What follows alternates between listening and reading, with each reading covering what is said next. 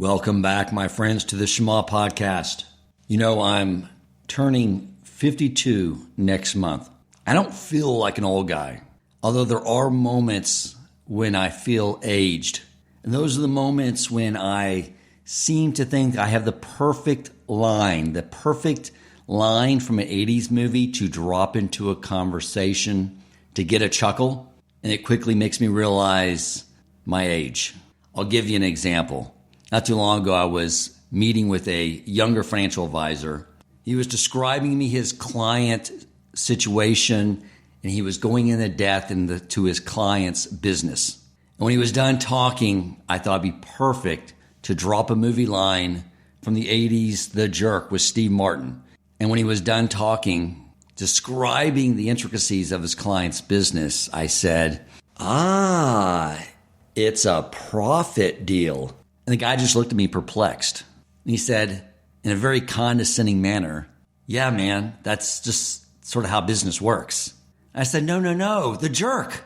And he goes, man, I'm not trying to be a jerk. That's just sort of implicit on how business works. I said, no, Steve Martin. And he's like, who's Steve Martin? And at that point, I got frustrated and just said, let's just move along. Well, I'm going to drop another 80s show reference. I'll give some background, though, because this is something that sort of applies to what I'm struggling with right now. There was a TV show in the 80s called America's Greatest Hero. And in this TV show, this mild-mannered high school teacher, as he's traveling out into the desert, is encountered with an alien spaceship. And the alien beings bring him this package. And the package contains a suit that, when worn, would give him these tremendous superpowers. And in that first episode, he loses the manual. And so the episodes unfold where his cohort, which I believe was an FBI agent, who was encouraging him to put on the suit and use those superpowers to help him solve crimes with nefarious criminal enterprises. The main character did not want to put on the suit because he did not know how to harness the powers. So every time he put it on, just destruction would ensue, and there'd be comedic outcomes as a result. He'd be flying into walls, blowing up things. It was one thing after another as he was learning through trial and error how to harness and operate the powers of this suit. In the end of every episode, he would end up getting the bad guy. But throughout the series, he never wanted to really put it on. He was afraid. He did not know how to use the powers correctly, and he was afraid he was going to do more harm than good. The more I have delved into Torah, the more I have gained a recognition of the superpowers of the Jew. And I have the manual, the Torah, although I cannot learn it quick enough. I cannot acquire the contents to know how to use these powers we have as a Jew quick enough. And I can't take off the suit. The suit is our physical body in this world connected with our Jewish neshama. And one of these powers I'm referring to is our power of speech, especially when it comes to saying a bracha, a blessing, in the Hebrew language. I'm going to share with you some ideas that will help you sort of understand how I see the gravity of what we do with our power of speech. And I'm bringing on someone that I've been wanting to bring on for a year now, Rabbi Yaghobian. And I'm going to propose this theory, and we'll see what he thinks, and then let him talk and teach us about the importance of brachas and how to use them appropriately and the necessity of knowing the laws around them. Now, I've shared with you in the past how early on, before I found Torah, I used to wake up in the morning and study physics. Why physics? Because I was looking for a subject material that was too complex for me. I was looking for something that would strain my mind early in the morning, the same way that lifting weights and running in that second hour of the day would strain my body so they would get stronger. I was looking for something to make my mind stronger in the same way. And the reason this subject material ended up having more gravity to me than just an intellectual pursuit is because as I began to study Torah, I was seeing these same concepts play out again. So one idea, in the area of physics is the idea of string theory, which is that what the scientists have discovered is that when they look at the subatomic world and they get past the neutrons and the protons, and they continue to look at each subcomponent of those molecular structures and get deeper and deeper, what they found is that it is not particles at the root of all material creation in this universe. It is simply vibrational frequencies. And through combinations of different vibrational frequencies is what creates everything in this world, which is a concept that when you contemplate it is so fascinating and ties into the Torah in such a deep way. Because it means that everything in this world, in the entire universe, is built off the same minute building block, that of different sequences of vibrational frequencies. This includes not only our physical bodies, everything we see around us, but it also includes our thoughts.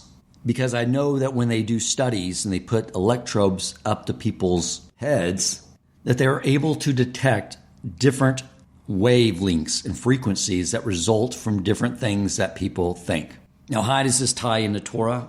Well, what I learned from reading the Ramchal, that the binary structure of the world is God's revelation and God's concealment. That is the binary code, similar to the binary code that makes all of our technology work. However, in the technology world, the binary code is made up of a electrical signal or no electrical signal. Another book I was reading by the Ramchal called The 138 Ways of Wisdom, which is a book I put a bookmark in when my rabbis in the Best Din said, focus on halacha. But one of the ideas I was reading there was that the way God created the world is through a balancing of chesed, kindness, and din, judgment. And in the proper balance based off the recipient of that kindness or judgment. And in the proper balance, it is what creates compassion. So as an example, if someone comes to you and says, I'm hungry, I haven't eaten, I need money for food, the compassionate thing to do is to reach into your pocket and freely give of money so they can eat. However, if someone comes to you and says, I need money for another dose of heroin, the dose that could very possibly be that fatal dose, their reaching into your pocket and pulling out money is not compassionate. Their pulling back and holding back is what is most compassionate. And I started reconciling these two teachings of the Ramchal and realized they're probably one and the same. Because what is kindness is the revelation of God, and what is judgment is the concealment of God.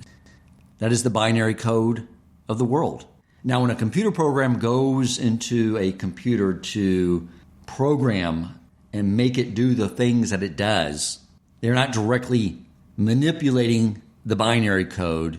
They have a programming code that manipulates the binary code. And so what is the programming code of the world that interacts with that binary code of God's revelation or kindness or concealment or judgment? It is the Hebrew language. The Torah says that God created the world with 10 emanations, 10 utterances, and he maintains it as well. The Torah discusses how he created the world with the Hebrew language, the different combinations of those sounds, the different frequencies. That is the source of those vibrational frequencies that the physicists are pondering. What is the cause of that? It is the Almighty himself. And when mankind was created, we are called the speaking being. It's through the fusion of a neshama with a body that allows us to speak. To, like our Creator, emanate vibrations through the speaking of the Hebrew language. What about the other languages? At the Tower of Babel, all the other languages were created. There were derivations of the original language, the original programming code of Hebrew. And while they do affect creation when we speak, they're not nearly as profound as the original programming code that the Almighty speaks, that of the Hebrew language. So if the creator, or infinite internal creator, is maintaining the world through the vibrational frequencies of these utterances, then we are influencing it as well, whether we recognize it or not. We can use our power of speech to destroy the world by saying things that are not true, by speaking Lashon Hara.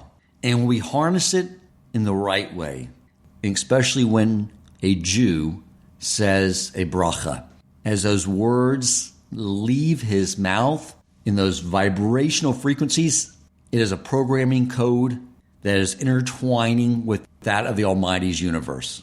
Right now, I'm working very hard to learn the Hebrew language. I'm very fortunate because Rabbi Abrahams is working diligently with me to make sure that I know how to pronounce every vowel perfectly. Because he knows that if I put in the wrong vowel, I can say the wrong word with a different meaning and bring something else into the world. Are you starting to understand why I'm getting so stressed out about saying these things inaccurately? Something else that's interesting in the area of quantum mechanics is something the scientists have discovered when observing or attempting to observe the subatomic world. And it's called the observer effect, meaning what they learned is that the observer was influencing what it is they were observing. The observer had no independence of what they were observing. By the mere fact that they were observing it was influencing what was being observed. This is our consciousness in this world. We have no idea how the way we view things and interact with things, even at a level of thought, and especially with a level of speech, we're having profound impact on the world. I mean, if you back up and think about it, everything in this world, our body, the air, every single thing around us is made up of nothing but vibrational frequencies. Then the only two entities that are not made up of that structure and that are influencing it are the Almighty and our consciousness, our neshama. I hope I got your attention. This is going to be a fascinating episode. I cannot wait to introduce you to Rabbi Yaghobian. Stay tuned. We'll be back on the other side, and I believe that when this episode is over, we will all be looking at the world with a much higher awareness of what our powers are, how to harness them, and how we can interact with the world in a positive way to fulfill our responsibility to the Almighty as the Jewish people of being His co-creators in this world. Hold on, guys, because I am going to pull you into this wormhole with me.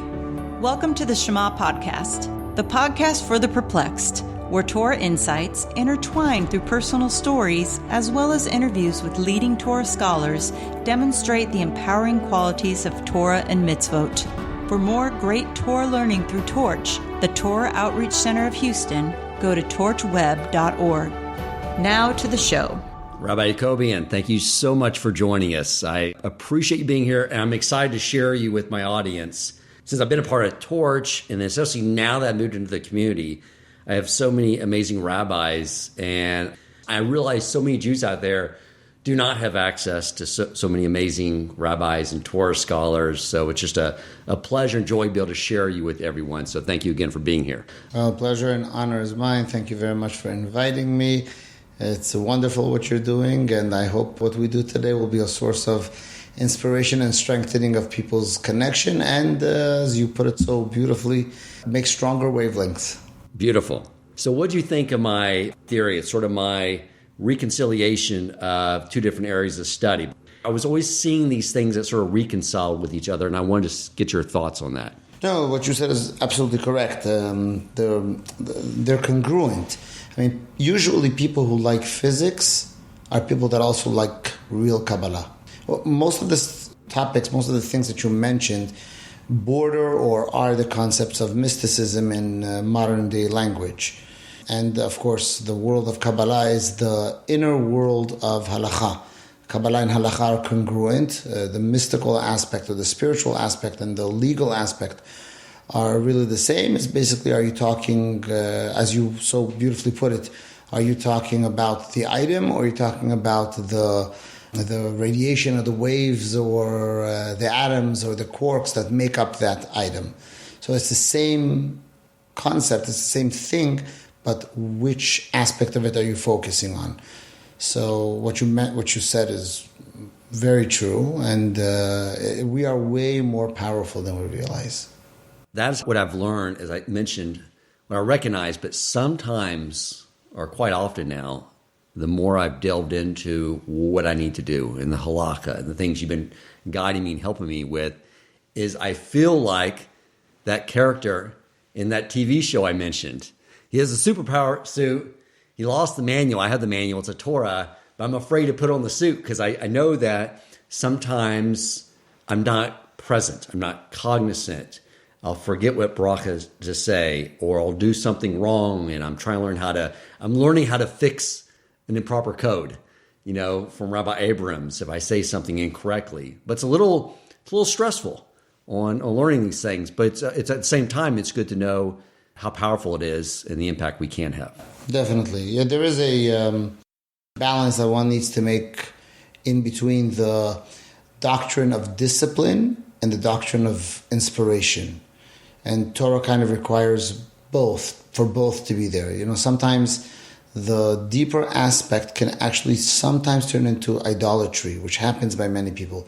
They get so swept up by the spirituality of it that the most fundamental aspect of just doing what your obligation is forgotten. And you worded it very, very well when you spoke about doing the halakha, understanding the necessities of our responsibilities and our connection to our Creator, and at the same time getting inspired by this amazing, awesome system that the Creator created. Wonderful. So let's delve into this. Let's sort of start at a level when it comes to brachas. The way I first understood them was they were designed for us to develop gratitude.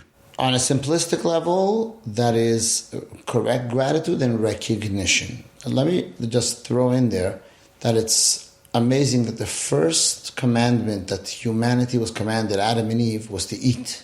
So eating is a much more sublime or a much more powerful act of service of God or rectification than we realize. It's fascinating that in the Garden of Eden, the first commandments that we have is food. And Judaism is very much a religion of food. And we are commanded what to eat and what not to eat, which is the source of all positive and negative commandments. It's also fascinating that the mouth is in the head. One would think that the mouth should be by the stomach. God could have created a creation where one's mouth would be by the stomach, and there would be maybe two mouths, one to speak from and one to eat. And the fact that both of them come from the same place means that there is something very, very important in the action of separation of the basic fundamentals of creation, which is what chewing and swallowing and digesting. It's more than we realize. The mystical books, the Zohar, the writings of the Ari, and later on, students of the Baal Shem Tov or the Ramchal all have writings about the kavanot or the mindset that one has to have when they are eating, more than just making the blessing. But yes, on a simplistic level, our sage, God Himself commanded us after we eat bread and we are satiated to make a blessing. In fact, 3 blessings. Our sages added the 4th. But our sages commanded us to make a blessing before anything that we eat, as long as we derive pleasure from it. And after we eat, also to make an after blessing if we ate the right amount. That's fascinating. I never thought about that. You're right. We use our mouth to eat food. We use our mouth to speak. So talk a little bit about what is happening when we say a bracha. Because as you said, at a very surface level, yes, it's about gratitude. It's important. Having gratitude is what makes us a vessel to appreciate God and know Him. But delve into that a little more for us. So there's two aspects I'd like to talk about, or two places from which I would like to come. One is the more simplistic, ideological, conceptual, philosophical, and the other one is mystical. But even before I get into the first one, I just want to again reiterate that even mystically, if one forgets that you are doing this because you are commanded to do it, you have taken the carpet from under your feet and the whole system falls apart. And I'll say the reason for that in a mystical way. mystically, the connection of all spiritual worlds has to end up with the Or Ein Sof, God's light. If one only focuses on the system and not the root of the system, which is God, then there is no light that comes. This is all in order to connect to that, to God Himself, or to the light that He allowed us to connect to. So if one forgets that basic fundament that we are fulfilling, we are doing the will of our Creator, and we are a receptacle. We are the vessel that receives and gives over. We are the moon. In fact, we counted the moon, and we are the moon because our light doesn't come from ourselves. Our light comes from God. In parables, the sun. And we get that light. We are receptacles, but at the same time, we also give that light over at night, at a time of darkness, at a time of confusion, which is what this world is. The world was created in order that the notion of God's existence and sovereignty be recognized, even though there may be a reason to say otherwise. In other words, to show that what you may have thought that there's other powers is actually God Himself. For that to happen, there has to be someone that has the choice to recognize this way or that way.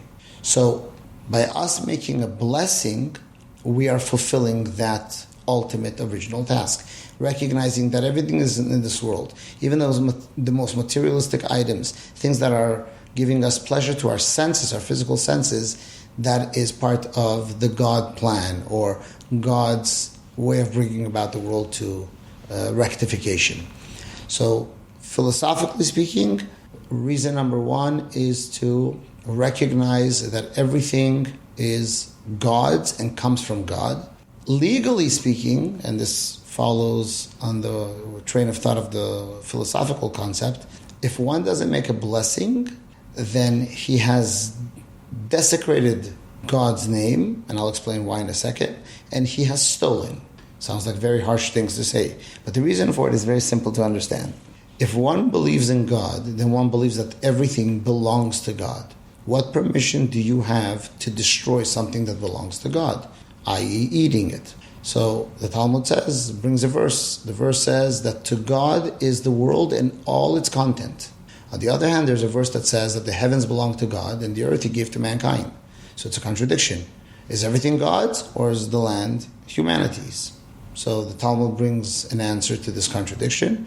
One is before you say please, and one is after you say please.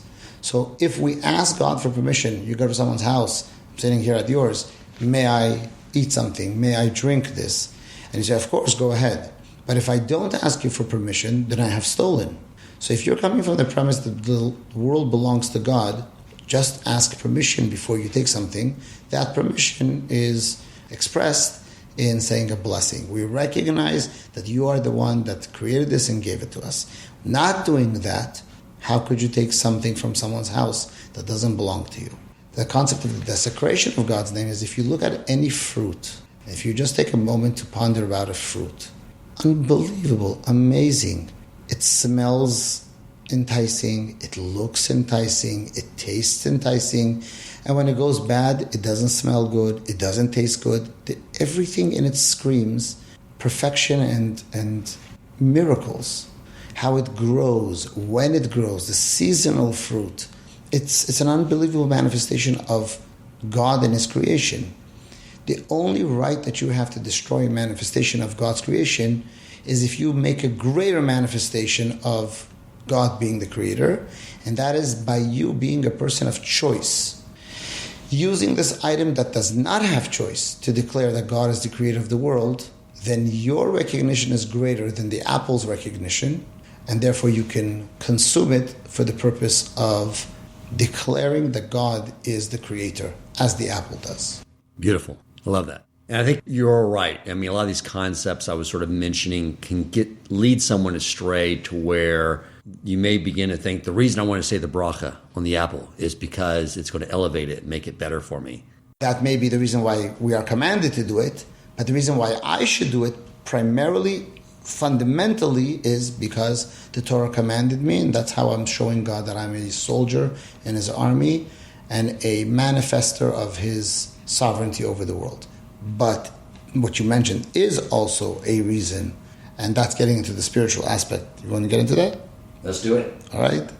Just like today, we know that there are very fundamental, very basic entities that make up molecules, atoms, and then molecules, and then the items that we have all around us. So too are we taught in the books of spirituality, in the books of mysticism, that the whole world is created by an energy or by sparks of energy that hold these atoms or these quarks or these waves together and give them a certain conformity and a certain balance. Now, the ultimate job is to bring all these sparks to their root, to their place where they're all supposed to be gathered and rectified until the final rectification comes, where everything will become one again. As we're saying, God will be one and His name will be one. So our job is to really collect these sparks and bring them to their root source. Now that root source is our souls. Being that our souls are created from that divine source, so we are connected to that divine source. So we are trying to connect those sparks to our souls. How does one do that? The blessing, the expression, the words that you express, which is using your physical abilities, speech, to recognize what we mentioned before, God's sovereignty and so on and so forth, creates a portal for the spark that exists in the food that you are eating and the drink that you are going to drink to go back to its place. It connects to your soul and enhances your soul if the blessing was made correctly, if the blessing was made with the right mindset, which is a topic in and of itself. After one gets used to making blessings, the hardest thing is to make them slowly, with kavanah, because like everything else becomes a habit. So that's a challenge that sometimes people have to overcome, to make the blessing understanding what you're doing. The word blessing itself, I'll get back to the spark in a moment, bracha, is written bet resh chaf, and in fact that's the root, barech, which means bless, but it's interesting that the numbers there are all 2. Bet is 2, resh is 200, and chaf is 20. So it's 222. So the number 2, conceptually, is the expansion of the number 1, which is what blessing actually means. A blessing is the expansion or the overflowing of something. So when we make a blessing over anything, what we are doing is we are creating an overflow of God's light to come onto us as we're making this blessing. When that light comes down, that spark connects to that light which comes into us, and that light gets enhanced and the light goes back to, again, recharge the spiritual system that is up there. The word beracha is barech hey. Bless the hey. And hey is the first letter, is the letter of expression. Because the first expression that comes from anyone is it's a air, it's a wind, it's the most simplistic from inside to outside that we have.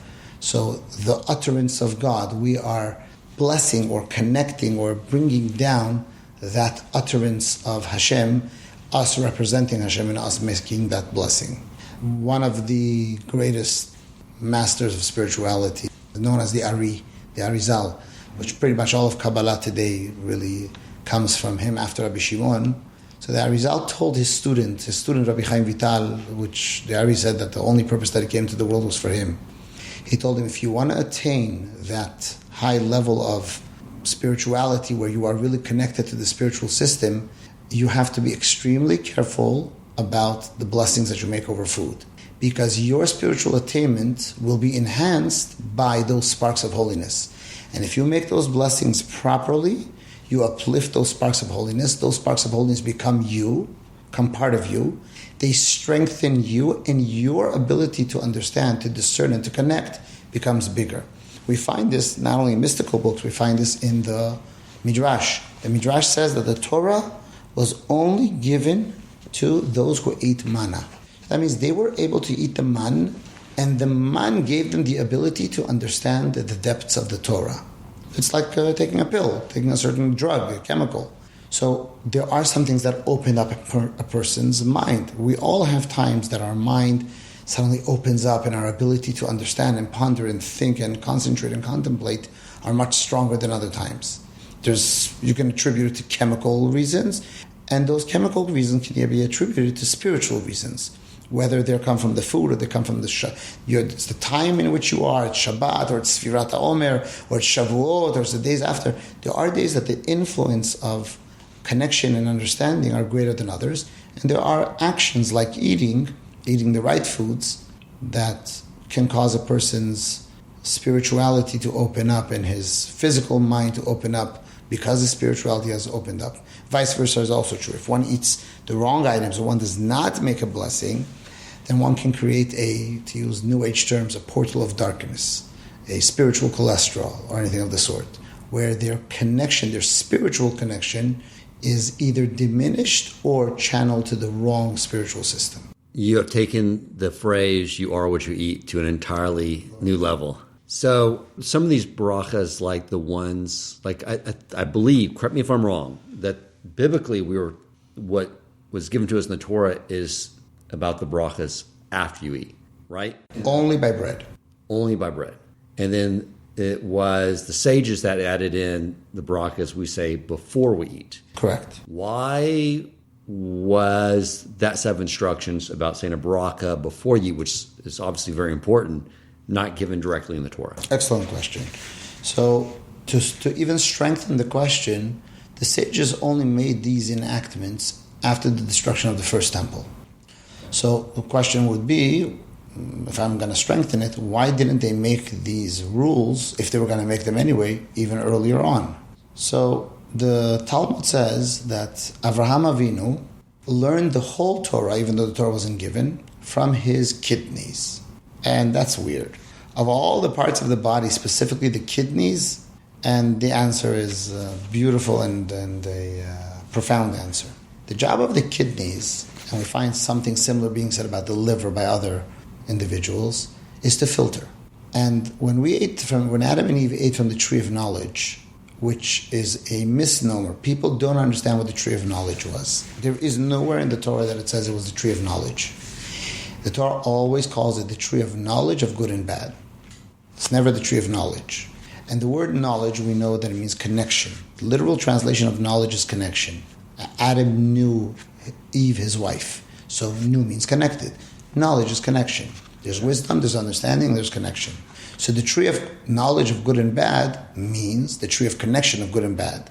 Before that, good was good, bad was bad. When they ate from the tree, that is taking you take a flash drive that has a virus on it, and you connect it to your computer. And that virus basically takes over or connects itself to your program. So now you have to have an antivirus program to take that virus out, which is the job of filtering between the program and the virus, which is very much connected to the program. So when Adam and Eve ate from the tree of knowledge of good and bad, they connected the notions of good and bad, and they made a mix-up, a mess of good and bad in everything in creation, in all four aspects, which is inanimate objects, objects that grow, the plant world, life, the animal world, and in speech, in those entities that could speak, which is humanity. Good and bad got mixed up in everything. And from then on, we had a twofold job. Job number one, to detox or to take out all the bad, filter. And job number two was to get to the perfected state after we have filtered everything, which was Adam and Eve's job when they were created in the Garden of Eden. The Ramachal brings this down, and there Hashem explains this whole events, how they unfolded. So the job of the ones who are going to bring the world to rectification, which Avraham Avinu was chosen to be the main person to do that, him and his offspring, which we call the nation of Israel, the Jewish people, Avraham Avinu made it his task to filter. Once you filter between the good and the bad, and you know how to make the right decisions, then the Torah is clear. You know what's good, you know what's bad. So our job later on, or throughout the generations, was to filter. But as bad as it had become, it was still very much fixable. So the only thing that had to be rectified was the tree of knowledge, and through that, everything else would be rectified as well. Now, the tree of knowledge is brought down in the Talmud. There's a couple of things what it is. One of the opinions is that it was wheat. There are 4 opinions. Wheat, grapes, figs, and the citron, etrog. And it was really a fruit made up of all of them. And that's why we make a blessing over wine all the time. We're trying to rectify with what we messed up, we're trying to fix. But we are also trying to do an act of filtration on wheat. Bread, the Torah commands us to make a after blessing once we finish eating bread. Once the first temple was destroyed, we took the sin of mixing between good and bad to a new level. We made it way worse. At that point, we had to go and in detail rectify all aspects, and not in a general sense, in a detailed sense. It's like you're helping your child and you're giving him general guidelines. And if he doesn't get it, you hold his hand and you show him, okay, you got to do this, you got to do this, you got to do this. Okay. So we went to a lower level. And we got to the lower level during the time of Second Temple, where Rome and the Western world of atheism or different type of paganism came into play, audacity and lack of honor. So now we had to rectify everything in detail. So blessings for before and blessings for after were instituted. This is in a mystical reason why. In a simplistic reason, if all Israel are together and everyone is congruent in their ideology, the reminders of recognizing God's sovereignty over the world are minimal, what is a necessity. Once we're dispersed all over the world and our spiritual level has gone down, at that point, we need reminders all the time. It's like people are so happy about the advancement of technology, but technology has caused us to not be able to focus in a way that going back 100 years ago was unfathomable. So we need to have more reminders of God and His connection to the physical world. That's an amazing insight. It makes sense because also, correct me if I'm wrong, but that when the first temple was destroyed is also when the men of the Great Assembly constructed our siddur that we use today. Correct. Because my understanding was they sort of understood where the Jewish people would be going into exile, and they needed to equip us before we left the 2,000 years of Torah, enter the 2,000 years of Mashiach, so we would know. So it sounds like all these things were enacted at exactly the same time for the same reason. Correct. Well, very well put. There is an aspect I didn't speak about. You let me know when you want to mention it, and that's the reincarnation of souls with blessings. Let's do it. Okay? When an individual does not finish his job in this world, so there's a couple of things that can happen. It's like a person who has a physical issue, you either do surgery or physical therapy. Physical therapy hurts more than surgery, but it's not surgery. So this is the concepts of Gehenom or purgatory or reincarnation, Gilgul. Coming back is having to go through physical therapy. You got to go through certain motions, and in fact, focus maybe sometimes on that exact place where you have the pain and work with it. So when we don't finish a job, not when we necessarily did something wrong, even if we didn't do a specific mitzvah the way we need to in order to bring our soul to that level of that standard of perfection. We made blessings, but we didn't make them in kavanah with the right mindset. So then we still may have not finished the job. So if someone did not finish the job, it's very possible and probable that they come back. Their whole soul comes back, part of their soul comes back. The soul is like an onion, has many layers. It comes back into two people, it comes to one person. Reincarnation is a whole class in and of itself. It's a whole topic in and of itself, fascinating. But they have to come back. Now, if they did something wrong, which needs to be rectified, usually things that they do wrong between themselves and other people, they also need to come back to rectify that action. But if someone comes back a couple of times and he does not finish the job, or a small minuscule part needs to come back, and in God's mercy, He doesn't want to bring him back in a reincarnation because he may mess up again. So what the heavenly court may do is to bring that soul or part of that soul back into food. And when a person makes the right blessing, then they do the act of rectification.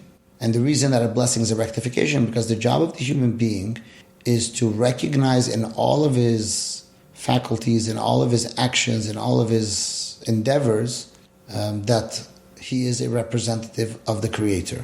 And when you make a blessing, you're making that declaration in words. So when someone did not finish that job and they're brought down in an item of food, When we make a blessing over the food, if there is a soul reincarnated in that food, when we have that in mind, that we are going to make this blessing with kavanah, we rectify that soul, and that soul does not need to come back again because we did the job for it. If one does not make the blessing or does not make it with kavanah, then the person either may not have that uplifting and have to go through the whole ordeal again, or they may go up one level higher, like from inanimate objects, from salt, which is inanimate, from salt to go up to a plant, if the blessing's not made properly. If the blessing is made properly, he or she may go from salt all the way up without the need to come back again. So when someone does make the blessing properly, they have the ability to rectify the soul to the point that they reach where they need to reach. And in fact, the hint to this is in the blessing after things that don't grow, the Borei Nefashot, which literally means, blessed are you Hashem, our God, Master of the universe, who has created Nefashot Rabot, many souls or life forces, Vechesronan, and their lacks. Now, in their lacks, and simplistically means what you're lacking, you need to eat. But their lacks mystically means, in other words, thank you for creating the opportunity to fulfill their lacks by putting the soul into that object, and that's the next couple of words. Al kol ma shebarata le'achayot b'hem nefesh kol chai, for everything that you have created through which you sustain them, or mystically speaking, for everything that you have created, in order to put life into them, the life of all living beings, blessed be the life of the worlds. So mystically, the blessing means, thank you for giving souls an opportunity to rectify themselves, even though they didn't put in the ultimate effort, but you gave them an opportunity to rectify by others. So making a blessing is way more than people realize, way more. Wow. Now I'm extra stressed that when I pass and my soul goes up, I'm going to have a lot of really angry Jewish brothers. Like, why did you mess up that bracha? I was almost done. I think we're all in that boat. But that's where Teshuvah comes into the picture. Hashem gave, before the world was created, rectification was created, the program of rectification was created, that even mistakes that we make, Teshuvah can turn them into a blessing. Okay, so if I do Teshuvah and plead and ask for forgiveness for the brachas I messed up, then if I had consumed something that had one of my brother's souls in it that need to be elevated, it will fix it through the teshuvah? Possibly, or you will get a second opportunity to fix it again. Okay, amazing. Anything else you want to think would be important to touch on this subject? I'd just like to mention the importance of pronouncing the letters correctly. If we're talking in a mystical aspect, the pronunciation is very important. And getting used to doing the letters in the right way is extremely important. And of course, understanding what it is that you're saying to the point where it becomes second nature to you, where it's the language that you can express yourself also, is very beneficial, that the emotional connection is also there when you make the blessing. The blessing of Shehakol is unbelievable, is awesome. It is one of those blessings that means so much. Shehakol nihiya bidvaro, that everything comes about through His word. It can take on the meaning of the food that we are eating, but it can also take on the meaning that what we went through in life, everything came about because of His decree and His word. And when we make a blessing over food and give thanks, we are also giving thanks for everything that we've gone through, just like this food item is going to go through a lot of separation and rectification, and everything is what it's supposed to be. So, yeah. Amazing. Rabbi, I appreciate you sharing your wisdom with us on this subject. I knew you would be the perfect person to bring on, just based off our conversations, as you've been guiding me and inspiring me to learn Hebrew and learn the brachas and everything. So I think the audience now has a much deeper understanding, the gravity of our speech and learning the brachas. And if any of you listening would like to reach out to me to learn the brachas, I'd be more than happy to get you in contact with one of our rabbis that will provide some one-on-one study for you. So thank you again, Rabbi Yaghobian. And I know the audience as well appreciates you coming on and talking with us today. Thank you so much, Dan. I really appreciate it. The honor and pleasure is mine, and hopefully it'll always be a source of inspiration. Thank you. If you enjoyed this episode, please consider supporting Torch so they can continue to spread Torah wisdom to the world by making a donation at torchweb.org and clicking donate in the top right corner of the page. And if you would like to get in contact with our host with comments, suggestions for future topics of learning, or questions for him or his guest rabbis, you may email him at president@torchweb.org.